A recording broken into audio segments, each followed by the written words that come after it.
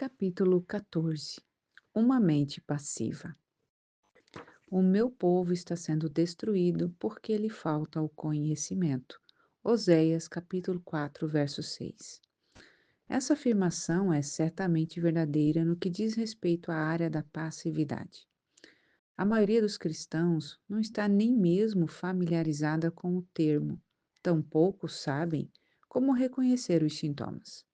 Passividade é o oposto da atividade. É um problema perigoso porque a palavra de Deus ensina claramente que devemos estar alertas, sóbrios e ativos. 1 Pedro 5,8. Que devemos reavivar a chama e agitar o dom que há em nós. 2 Timóteo 1,6. Tenho lido várias definições da palavra passividade e a descrevo como ausência de sentimento, uma ausência de desejo, apatia geral, indiferença e preguiça. Espíritos maus estão por trás da passividade. O diabo sabe que a inatividade ou insucesso para exercitar a vontade significará a completa derrota do crente. Enquanto uma pessoa está se movendo contra o diabo, usando sua vontade para resistir-lhe, o inimigo não ganhará a guerra. Entretanto, se entrar em um estado de passividade, ela estará com sérios problemas. Tantos crentes são tão governados emocionalmente que qualquer ausência de sentimentos é tudo do que precisam para que parem de fazer o que foram ensinados a fazer. Eles louvam se sentirem vontade, doam se sentirem vontade, são fiéis ao que dizem se sentirem vontade, e se não sentirem vontade, não fazem nada. O espaço vazio é um lugar. Nem deis lugar ao diabo. Efésios 4:6. O lugar que damos a Satanás é frequentemente um espaço vazio. Uma mente vazia e passiva pode facilmente ser cheia com todos os tipos de pensamentos errados. Um crente que tem uma mente passiva e que não resiste a esses pensamentos errados, frequentemente os torna como seus próprios pensamentos. Ele não percebe que o espírito mal os injetou em sua mente, porque havia espaço vazio lá para ser preenchido. Uma forma de manter os pensamentos errados fora da mente é manter a mente cheia de pensamentos certos. O diabo pode ser lançado fora, mas ele vai e vagueia em lugares secos por uma temporada. Quando ele retorna para o seu antigo lar e o encontra vazio, a Bíblia diz em Lucas 11, do 24 ao 26, que ele volta e traz outros demônios com ele, e a última condição da pessoa é pior do que a da primeira. Por essa razão, jamais tentemos lançar fora um espírito mau de uma pessoa, a menos que ela tenha sido instruída a como encher o espaço vazio. Não estou dizendo que cada pessoa que tem um pensamento mau tem um espírito mau, mas um espírito mau está sempre por trás de pensamentos maus. Um indivíduo pode lançar fora conceitos repetidamente, mas eles voltarão imediatamente, até que ele aprenda a preencher o espaço vazio com uma forma de pensar correta. Quando o inimigo retornar, ele então não encontrará lugar naquela pessoa. Há pecados agressivos ou pecados de execução, e há pecados passivos, que são pecados de omissão.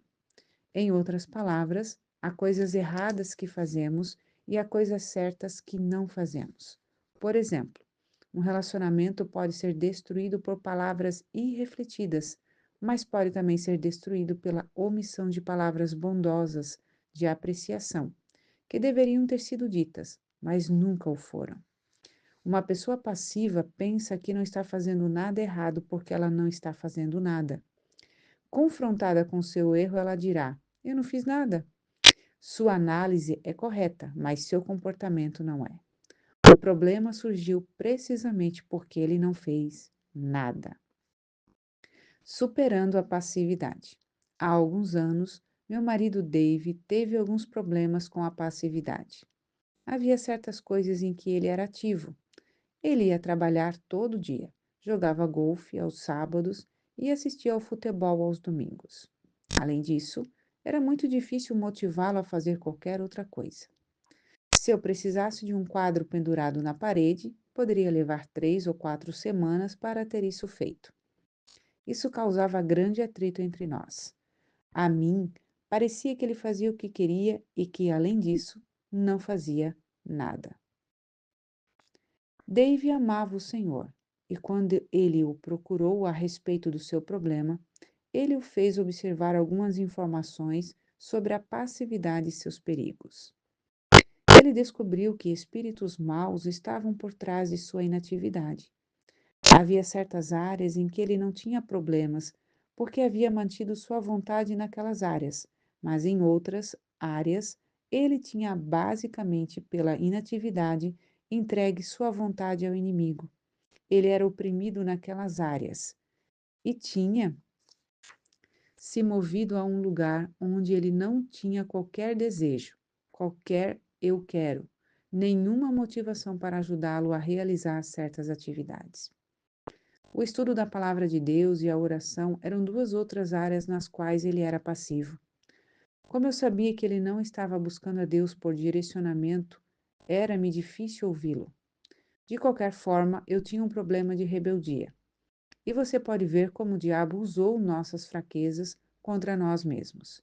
Muitas pessoas estão divorciadas exatamente por causa de tais problemas.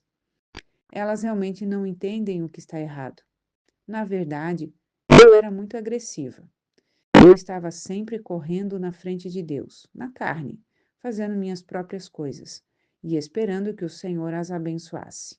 Dave não fazia muito, exceto esperar em Deus, o que me irritava seriamente.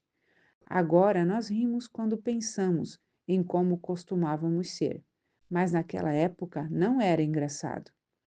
E se Deus não tivesse chamado nossa atenção, poderíamos ter sido mais uma daquelas estatísticas de divórcio. Dave me dizia que eu estava sempre na frente de Deus, e eu respondia dizendo que ele estava a 16 quilômetros atrás de Deus. Eu era muito agressiva e Dave era muito passivo. Quando um crente está inativo em qualquer área em que ele tem capacidade ou talento, essa área particular começa a atrofiar ou tornar-se imobilizada. Quanto mais tempo ele não faz nada, menos ele quer fazer. Um dos melhores exemplos é o exercício físico. Estou no momento em um bom programa de exercício, e quanto mais me exercito, mais fácil fica. Quando comecei, era muito difícil. Doía cada vez que eu seguia o programa, porque eu havia estado inativa e passiva no que diz respeito ao exercício físico por um longo tempo. Quanto mais tempo eu não fazia nada, pior ficava a minha condição física. Eu estava ficando cada vez mais fraca, dada a não utilização dos meus músculos. Dave começou a ver o que era o seu problema. Ele estava lidando com espíritos maus que o estavam oprimindo por causa da sua inatividade de longo termo. Quando o Espírito Santo revelou-lhe a verdade, Dave determinou que ele seria outra vez ativo e agressivo, não preguiçoso ou procrastinador. Tomar a decisão foi a parte mais difícil. Colocá-la em ação foi a parte mais difícil. Era difícil porque cada uma das áreas em que ele havia sido passivo tinha agora de ser exercitada até que ficasse forte outra vez. Ele começou a se levantar às 5 horas da manhã para ler a palavra e orar antes de sair para o trabalho. A batalha começou. O diabo não quer abrir mão do terreno que ele já ganhou e não vai desistir sem luta. Dave se levantava para passar um tempo com Deus e adormecia no sofá. Mesmo que houvesse manhãs em que adormecia, ele estava fazendo progresso simplesmente porque ele estava saindo da cama e tentando construir uma vida de oração. Houve momentos em que ele ficou entediado. Havia dias em que ele sentia que não estava tendo nenhum progresso, em que, de qualquer forma, ele não estava entendendo o que estava lendo e sentindo que suas orações não estavam sendo ouvidas. Mas ele persistiu por causa da revelação do Espírito Santo sobre essa condição chamada passividade. Comecei a notar que quando eu precisava que Dave pendurasse um quadro ou consertasse alguma coisa na casa, ele respondia imediatamente. Ele estava começando a ter seus próprios pensamentos, outra vez, e a tomar as suas próprias decisões. Muitas vezes ele não tinha vontade de fazê-lo, ou até mesmo não queria fazê-lo no seu natural, mas ele ia além dos seus sentimentos e desejos carnais. Quanto mais ele agia em relação ao que sabia que era o correto, mais liberdade desfrutava. Serei honesta e lhe direi que não foi fácil para ele. Ele não foi liberto em poucos dias ou em poucas semanas. A passividade é uma das condições mais difíceis de ser superada, porque, como mencionei, não há sentimentos para emprestar suporte. Dave persistiu com a ajuda de Deus e agora ele não é nem um pouquinho passivo. Ele é o administrador de Vida na Palavra, supervisiona todos os nossos programas de rádio e televisão e é responsável por todos os aspectos financeiros do ministério. Viaja comigo em tempo integral e toma decisões em relação aos nossos programas de viagem. É também um excelente homem de família. Ora e regularmente passa tempo estudando a palavra de Deus. Em resumo, ele é um homem para ser respeitado e admirado. Ele ainda joga golfe e assiste a esportes, mas agora ele também faz outras coisas que se espera que faça. Conhecendo-o e vendo tudo o que ele faz, ninguém pensaria que ele já foi tão passivo como era no passado. A condição de passividade pode ser superada, mas o primeiro passo para superar a passividade nas ações é superar a passividade na mente. Dave não poderia ter progresso até que tomasse a decisão e mudasse a sua maneira de pensar. A ação correta acompanha o pensar correto. E não vos conformeis com este século, mundo, moldado e adaptado de acordo com seus costumes externos superficiais, mas transformai-vos pela completa renovação da vossa mente, por seus novos ideais e novas atitudes. Romanos 12:2. Há um princípio dinâmico mostrado do começo ao fim na palavra de Deus, e pessoa alguma jamais andará em vitória a menos que entenda e opere nele. A ação correta acompanha o pensar correto. Deixe-me colocar de outra forma. Você não modificará seu comportamento até que modifique os seus pensamentos. Na ordem das coisas de Deus, o pensar correto vem primeiro e a ação correta o segue. Creio que a ação certa ou o comportamento correto é fruto do pensar corretamente. Muitos crentes se desgastam tentando agir corretamente, mas o fruto não é produto de luta. O fruto vem como resultado de se permanecer na videira. João 15:4. E permanecer na videira envolve ser obediente. João 15:10. Eu sempre uso Efésios 4:22 ao 24, quando ensino esse princípio. O verso 22 diz: Vos despojeis do velho homem, desvesti-vos e jogai fora vosso velho e não renovado, eu, que caracterizava a vossa maneira anterior de vida, e que se corrompe segundo as concupiscências e desejos que brotam do engano. O verso 24 continua o pensamento dizendo: E vos revistais do novo homem, o, o eu regenerado, criado segundo Deus, em justiça e retidão, procedentes da verdade. Assim vemos que o verso 22 basicamente nos diz para pararmos de agir inadequadamente e o verso 24 nos diz para começarmos a agir adequadamente. Mas o verso 23 é o que eu chamo de ponte bíblica. Ele nos diz como ir do verso 22, agindo inadequadamente, ao verso 24, agindo adequadamente. E vos renoveis constantemente no espírito do vosso entendimento, da vossa mente, tendo uma nova atitude mental e espiritual. É impossível ir de um comportamento errado a um comportamento correto sem primeiro mudar os pensamentos. Uma pessoa passiva pode querer fazer a coisa certa, mas ela jamais conseguirá isso a menos que ative a sua mente propositadamente e a alinhe com a palavra e a vontade de Deus. Um exemplo que me vem à mente envolve um homem que certa vez foi para a fila de oração em uma das minhas conferências. ele tinha um problema com a luxúria. Ele realmente amava sua esposa e não queria que seu casamento fosse destruído. Mas seu problema precisava ser resolvido ou ele arruinaria seu casamento. Joyce, eu tenho um problema com a luxúria, ele disse. Parece que eu simplesmente não posso ficar longe de outras mulheres. Você pode orar para que eu seja liberto? Eu orei muitas vezes, mas parece que jamais conseguirei algum progresso. Isso foi o que o Espírito Santo me ordenou que lhe dissesse. Sim, eu vou orar por você, mas você deve ser responsável pelo que permite que lhe seja mostrado na tela da sua mente. Você não pode visualizar fotografias pornográficas em seu pensamento ou imaginar-se com essas outras mulheres, se você quer desfrutar liberdade. Como esse homem, outros vieram a perceber imediatamente, porque eles não estavam experimentando um progresso mesmo que quisessem ser libertos. Eles querem mudar seu comportamento, mas não a sua maneira de pensar. A mente é frequentemente uma área na qual as pessoas brincam com o pecado. Jesus disse em Mateus 5, 27 e 28: Ouvistes que foi dito: Não adulterarás.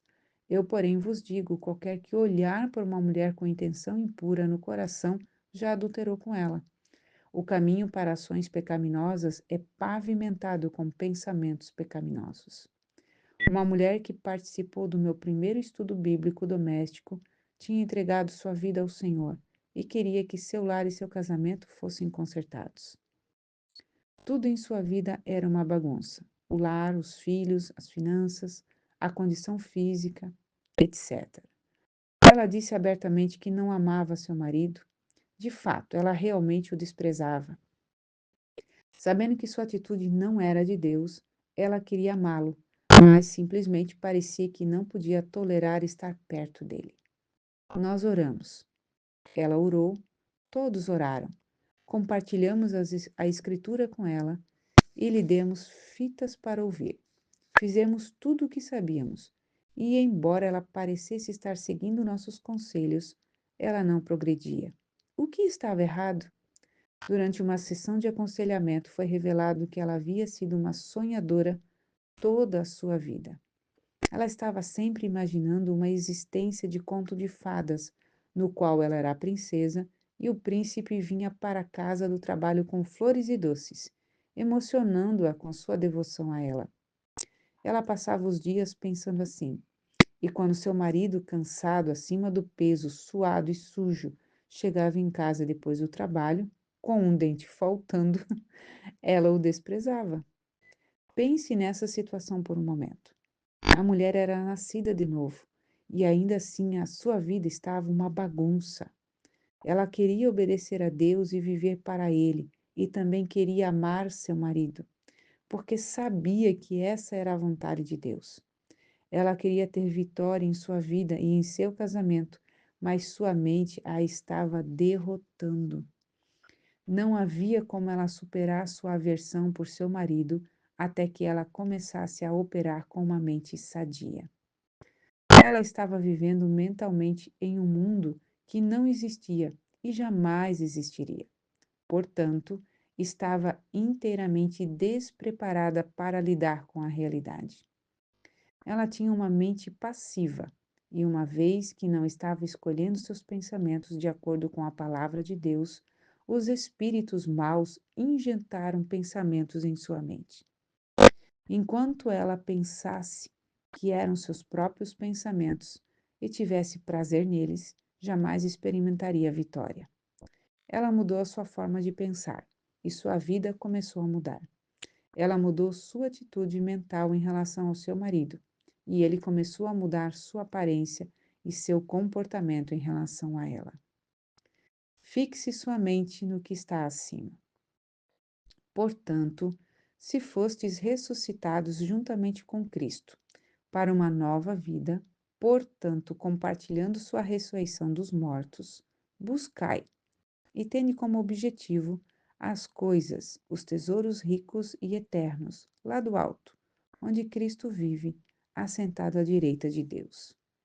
Pensai, fixai e mantende vossas mentes nas coisas lá do alto, nas coisas mais elevadas, não nas que são aqui da terra. Colossenses 3, 1 e 2. Observamos outra vez o mesmo princípio. Se você quer viver a vida ressurreta que Cristo providenciou, então busque essa vida nova e poderosa, fixando sua mente nas coisas do alto, não nas coisas da terra.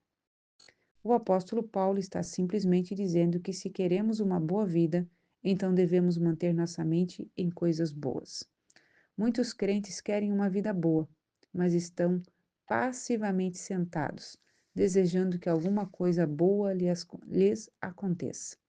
Frequentemente, eles têm ciúmes dos outros que estão vivendo em uma vitória e se ressentem porque a vida deles é tão difícil. Se você deseja vitória sobre os seus problemas, se você verdadeiramente quer viver a vida ressurreta, você deve ter força de caráter e não apenas força de desejo. Você deve ser ativo, não passivo. A ação correta começa com o pensamento correto. Não seja passivo em sua mente. Comece hoje a escolher os pensamentos corretos. Encerramos aqui o capítulo 14. Deus lhe abençoe.